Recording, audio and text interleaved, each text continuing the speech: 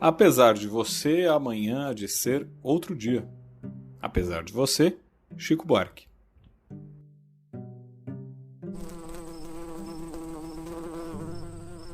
Vamos falar de golpismo? Ao longo de sua história, o Brasil sofreu 3 golpes militares com alteração de regime. 1889, com o fim da monarquia, 1930, com o começo da Era Vargas, 1964, com o começo da ditadura militar. Se você olhar de longe, você vai falar, bom, golpe é tudo igual. Mas não é. Em 1889, por exemplo, o levante inicialmente não era para acabar com a monarquia e estabelecer a república. Era simplesmente para depor o primeiro-ministro, que desagradava as Forças Armadas. Em 1964, a ideia de tirar João Goulart do poder, que inclusive estava no Brasil naquele dia, quando foi declarada a vacância do cargo, o que era ilegal, era simplesmente para garantir que as eleições de 1965 acontecessem e que alguns dos que apoiaram inclusive o golpe, como Juscelino Kubitschek e Carlos Lacerda, pudessem ser candidatos. O que se viu, no entanto, foram militares que se apegaram ao poder e ficaram como governantes até 1985, quando José Sarney, que tinha sido candidato a vice na chapa eleita indiretamente, foi empossado. De lá para cá, o Brasil viveu várias ondas de instabilidade política. Em 1992, Fernando Collor sofreu impeachment. O primeiro presidente eleito diretamente depois de uma ditadura militar acabou sofrendo impeachment com menos de 3 anos de mandato. Seu vice, Itamar Franco, conseguiu fazer um governo que reunia diversos partidos e entregou o cargo para o seu sucessor, Fernando Henrique Cardoso, que cumpriu 2 mandatos, depois Lula, que cumpriu 2 mandatos, e Dilma, que não conseguiu cumprir seu segundo mandato, como todos nós sabemos. É curioso que na história republicana brasileira, a maior parte dos presidentes ou não foi eleito em eleições limpas, caso dos eleitos durante a República Velha, até 1930, ou não conseguiram concluir o mandato.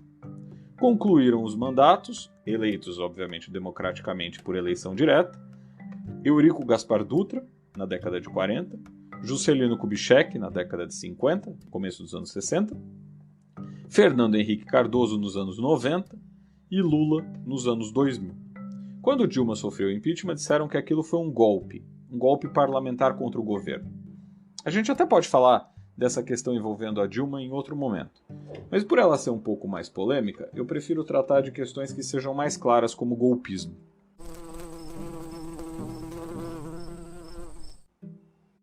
A gente pode pensar em golpe clássico como aquele do Chile, em 11 de setembro de 1973, quando acabou o governo de Salvador Allende, que acabou se suicidando, e começou o governo Pinochet.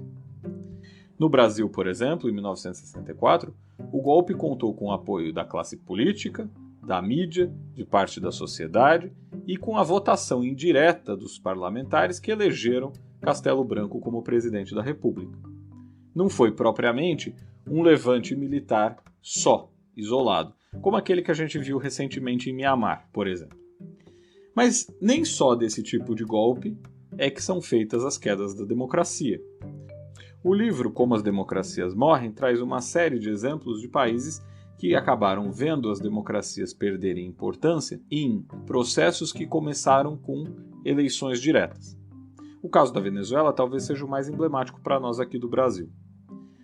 O presidente Hugo Chávez foi eleito democraticamente, fez uma série de reformas, algumas até consideradas bastante democráticas, como o referendo revogatório, que permitia à população retirar governantes por referendo.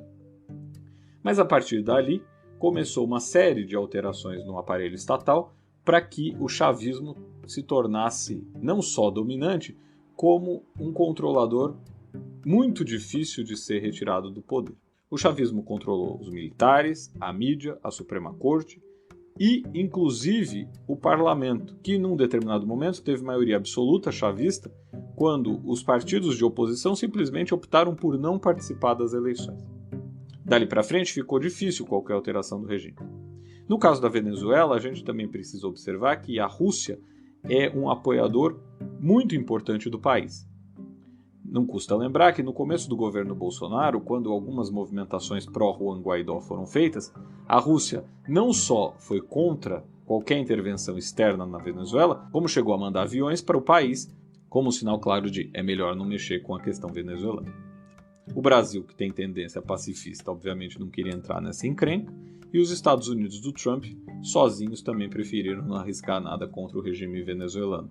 Juan Guaidó virou um presidente que alguns países consideravam como presidente de fato, mas a realidade é que quem continua mandando na Venezuela é Nicolás Maduro. No Brasil, o que a gente assiste, ainda que estejamos longe de um golpe, é alguma tentativa de enfraquecimento das instituições. A Procuradoria-Geral da República, por exemplo, tem sido muito mais alinhada ao governo do que a gente viu recentemente com Raquel Dodge, por exemplo, que havia sido indicado por Michel Temer, ou com Rodrigo Janot, que foi indicado por Dilma. Operações como a Lava Jato, por exemplo, hoje já não são mais possíveis, porque a Procuradoria-Geral parece não estar muito interessada em investigar nenhum governo. Augusto Aras, Procurador-Geral da República, deve ser sabatinado nos próximos dias pelo Senado para tentar a recondução do cargo. Provavelmente deve ser aceito. O Senado Federal, que tem a palavra final sobre a indicação de ministros do Supremo e Procuradores-Gerais da República, acaba sempre aprovando os nomes indicados pelo Executivo. Ao contrário do que acontece nos Estados Unidos, de onde o modelo foi copiado. Lá, se o Executivo manda um nome que não agrada os parlamentares vetam. No Brasil, a coisa é diferente. Espero que você tenha gostado do caldo da sopa de hoje. A gente se vê na semana que vem.